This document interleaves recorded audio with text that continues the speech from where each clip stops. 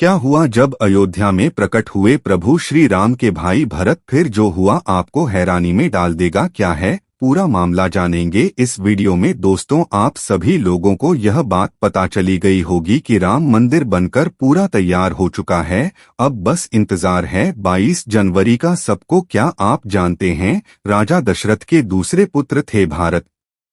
जब राम अयोध्या छोड़कर वनवास गए तो भारत ने राम से मिलकर उनसे अयोध्या की राजगद्दी नहीं स्वीकार की। राजगद्दी को में पुत्र शत्रुघ्न को सौंप दिया। भारत ने उस समय दिखाया कि भाईचारा और कर्तव्य उनके लिए सर्वोपरि है। भगवान राम अयोध्या के राजा दशरथ के पुत्र थे। धर्म और न्याय के प्रतीक थे। उनका वनवास जीवन की परीक्षा का समय बना। सीता, लक्ष्मण और हनुमान के साथ राम ने राक्षस राजा रावण के खिलाफ धर्म की रक्षा के लिए युद्ध किया। उनकी विजय धर्म की जीत को प्रतिष्ठित करती है। और मित्रों, आपको पता है कि राम मंदिर में कितने किलो का घंटा चढ़ाया जाएगा? चलिए हम आपको बताते हैं। बताया जा रहा है कि मंदिर में चढ़ने वाले घंटे का आजकल लगभग 2100 किलो है। और वही मंदिर के दरवाजे कोई आम दरवाजे नहीं है, बल्कि सोने की धातुओं से बनवाए गए हैं। चलिए अब बात करते हैं। मंदिर में लगाई जाने वाली अगरबत्ती की लंबाई करीब 108 फीट है। मंदिर में लगातार कई चमत्कार देखने को मिल रहे हैं,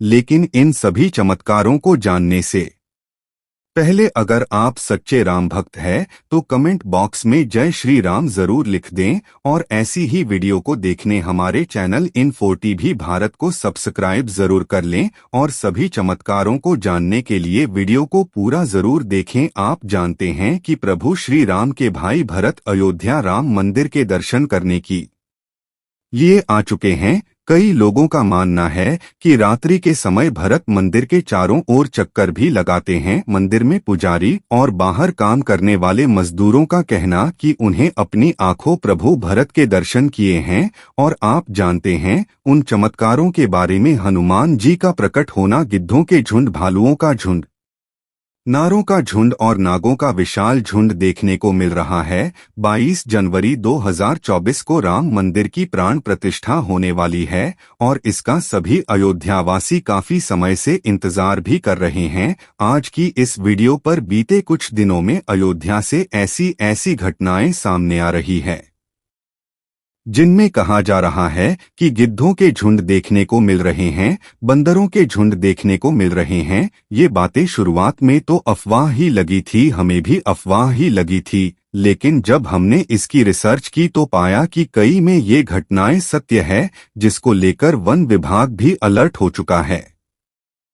इन सब घटनाओं के पीछे आखिर कारण क्या है, यह तो हम नहीं जानते। कहा जा रहा है कि जीवित रूप में भगवान स्वयं आ रहे हैं। वहीं कुछ लोग ऐसे हैं जो यह भी कह रहे हैं कि जो गिद्ध का अयोध्या में आना अपशकुन हो सकता है, क्योंकि हम सभी जानते हैं कि भारत के अलावा पाकिस्तान जैसे देशों में राम मंदिर के खिलाफ साजिश भी रची जा रही है। ऐसे में इन खबरों को भी नकार देना कि यह अपशगुन नहीं है, यह भी सही नहीं होगा। अब जब बात हो रही है कि जीवित रूप में देवता अयोध्या आ रहे हैं, तो इसमें एक और घटना का नाम जुड़ जाता है जो अपने आप में अद्वितीय है। और आपने इस घटना के बारे में विस्तृत रूप से नहीं सुना होगा। क्या आप जानते हैं कि एक बार बजरंग बली स्वयं अयोध्या में प्रकट हो गए थे? और तब अयोध्या और भारत में ही नहीं बल्कि पूरी दुनिया में इस घटना की चर्चा हुई थी। यह अपने आप में अद्वितीय घटना है जिसके बारे में ज्यादा लोगों को जानकारी नहीं है। तो देर न करते हुए आते हैं आज की घटना पर। क्या हुआ था अयोध्या में जब स्वयं प्रकट हो गए थे बजरंगबली? कैसे 150 से अधिक एनकाउंटर करने वाले इंस्पेक्टर के भी ओर गए थे? वो कैसे पाकिस्तान के आतंकवादियों में भी होने लगी थी बजरंगबली की चर्चा? क्या हुआ था जब मंडराया आया था अयोध्या में खतरा? सब जानेंगे आज के इस वीडियो में। स्वागत है आपका चैनल पर। दोस्तों, इस घटना पर एक फिल्म भी बन चुकी है। लास्ट में उस फिल्म का नाम भी बताएंगे जो कि काफी हिट हुई थी और यह पिछले साल ही रिलीज हुई है। तो चलिए बात करते हैं घटना के बारे में। बात है 1998 की। हर रोज की तरह हनुमान गढ़ी के सामने काफी भीड़ दिखाई दे रही थी। लोग आ रहे थे, भगवान हनुमान के दर्शन कर रहे थे। और रहे थे, लेकिन तभी हनुमान गढ़ी वाली गली में एक जीप पुलिस को खड़ी हुई मिलती है। पुलिस को शुरुआत में तो यह लगता है कि शायद कोई व्यक्ति दर्शन करने आया होगा और इसीलिए वह जीप खड़ी करके अंदर चला गया है, तो शायद वह वापस आएगा। लेकिन 1 घंटा गुजरता है, 2 घंटे गुजरते हैं, लेकिन फिर भी उस जीप को लेने कोई नहीं आता। 2 घंटे बाद पुलिस उस जीप को लेकर थाने चली जाती है और फिर उस जीप की तलाशी की जाती है। उस जीप में एक मोटर प्राप्त होता है। यह मोटर था जिससे पानी निकलता है। आमतौर पर इसे टुल्लू भी कहा जाता है। उस मोटर को खोला जाता है तो मोटर के अंदर कुछ बुरादे जैसा पाउडर जैसा मिलता है। पुलिस कुछ समझ नहीं पाती है और तुरंत ही एसटीएफ को बुलाया जाता है।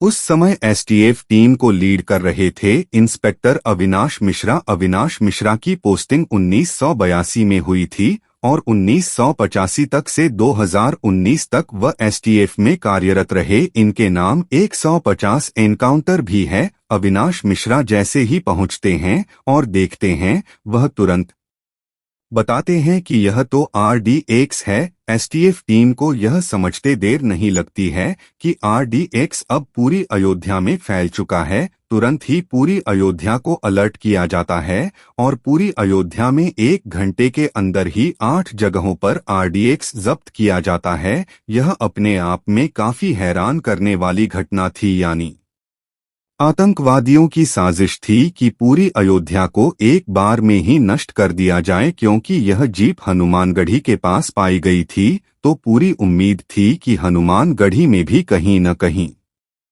RDX रखा गया हो। एसटीएफ टीम तुरंत ही हनुमान गाड़ी की तलाशी करना शुरू करती है, लेकिन बहुत हाथ पैर मारने के बाद भी टीम को कुछ नहीं मिलता है। इंस्पेक्टर अविनाश मिश्रा थक हार कर बैठ जाते हैं, लेकिन तभी एसटीएफ टीम का ही एक सदस्य काफी देर में मंदिर के अंदर से निकलता हुआ दिखाई देता है। लेकिन यह सदस्य कभी एसटीएफ टीम में रहा ही नहीं था। अविनाश मिश्रा जैसे ही उस शख्स को आवाज देते हैं, वह व्यक्ति भागने लगे है। यह व्यक्ति पूरी तरह एसटीएफ दस्ते के ही यूनिफॉर्म में था। तुरंत ही टीम उसे दौड़ाकर पकड़ती है और यह समझते देर नहीं लगती कि यह कोई आतंकवादी ही है। जैसे ही उस आतंकवादी को पकड़ा जाता है, वह आतंकवादी हंसने लगता है और हंसते हंसते कहता है, अरे तुम कुछ नहीं कर सकते, मैंने अब हनुमान घाटी के अंदर टाइम बॉम्ब लगा दिया है। और घड़ी देखते हुए वह कहता है, अब तो सिर्फ 1 मिनट बचे, जाओ जो करना है कर दो। तुरंत इंस्पेक्टर अविनाश मिश्रा हनुमानगढ़ी के अंदर की तरफ भागते हैं। एसटीएफ टीम ने हनुमान का कोना कोना छान मारा, लेकिन कुछ भी नहीं मिला। अब मुश्किल से 20 से 30 सेकंड का वक्त बचा होगा।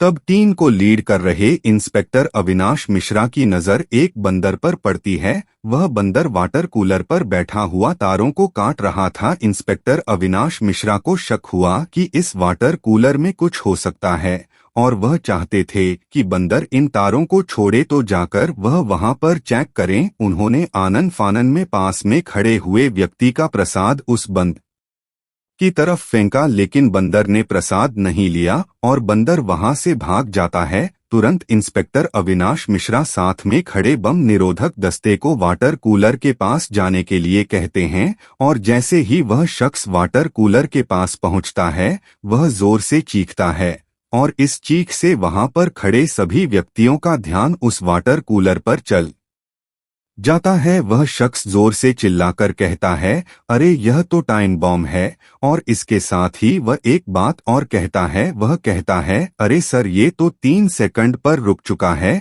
अविनाश मिश्रा को यह समझते देर नहीं लगती कि वह बंदर जिन तारों को काट रहा था, वह तार इस टाइम बॉम्ब के ही थे। अविनाश मिश्रा उस बंदर को ढूंढने के लिए दौड़ने लगते हैं और तभी ढूंढते हुए अविनाश मिश्रा की नजर हनुमानगढ़ी के शिखर पर जाती है, जहां पर एक बंदर मंदिर पर लगे कलश को सहला रहा था। पूरी टीम यह समझ जाती है कि छोटे वार्नर के रूप में स्वयं साक्षात बजरंग बली ही हनुमानगढ़ी को बचाने के लिए आए हैं। सभी थी के सदस्य भगवान हनुमान के आगे दंडवत प्रणाम करते हैं। इंस्पेक्टर अविनाश मिश्रा सहित सभी टीम के सदस्यों के आंखों से आंसू बह रहे थे, हाथ जोड़े हुए थे और अपने आप को वे भाग्यशाली समझ रहे थे कि आज उन्हें साक्षात हनुमान जी के दर्शन प्राप्त हुए हैं और थोड़ी ही देर में वह छोटा वार्नर आंखों की दृष्टि से ओझल हो जाता है। अविनाश मिश्रा स्वयं बताते हैं कि हमने जो भी उस दिन देखा वह एक सपने जैसा था। हम सोच भी नहीं सकते थे कि बजरंगबली ऐसे अपने भक्तों को बचाने आएंगे। अविनाश मिश्रा बताते हैं